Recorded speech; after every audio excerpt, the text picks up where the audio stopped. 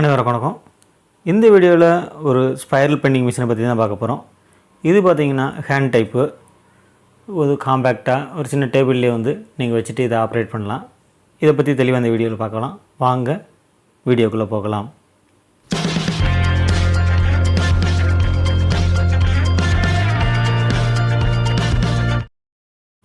நீங்கள் பார்த்துருக்கிறது மேனுவலாக கைட்டை ப்ரெஸ் பண்ணி ஓட்ட போட்ட அப்புறமா வந்து ஸ்பைரல் ரிங் சுற்றுற ஸ்பைரல் பெண்டிங் மிஷின்.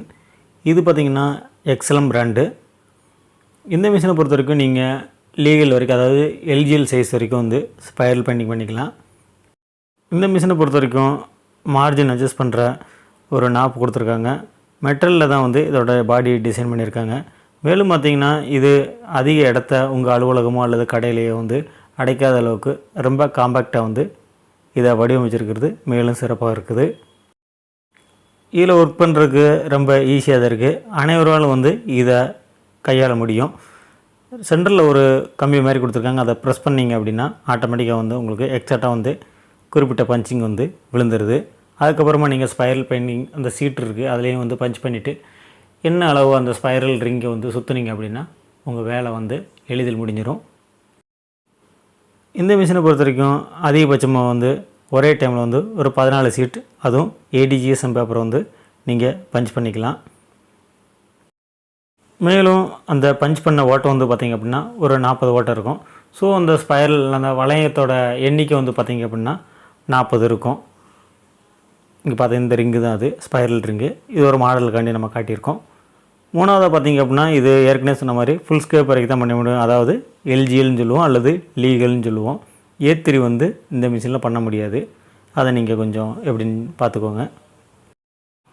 நம்ம ஸ்பைரல் பெண்டிங் பண்ணும்போது பேப்பர் மற்றும் அந்த சீட்டோட துகள்கள் வந்து கீழே விழுகாமல் இருக்கிறதுக்காக ஒரு ட்ரே கொடுத்துருக்காங்க. இந்த மாதிரி இந்த ட்ரேயில் வந்து எல்லாமே வந்து ஸ்டோர் ஆகிக்கிடுது. ஸோ அந்த ட்ரே மட்டும் வெளியில் எடுத்துகிட்டு நம்ம டஸ்ட்பினில் போட்டால் போதும். இதை பஞ்ச் பண்ணுறதுக்கு சென்டரில் இந்த மாதிரி கம்பி கொடுத்துருக்கனால பார்த்திங்க அப்படின்னா ஈஸியாக அனைவருமே வந்து இதை வந்து பஞ்ச் பண்ண முடியுது. ஸோ கையாளுவதற்கு எளிதாக வந்து இதை வடிவமைச்சிருக்காங்க. இது பார்த்திங்கனாலே தெரியும். அதே மாதிரி அந்த பஞ்ச் பண்ணக்கூடிய போர்க்கும் வந்து பார்த்திங்க அப்படின்னா ரொம்ப ஷார்ப்பாகவே இருக்குது.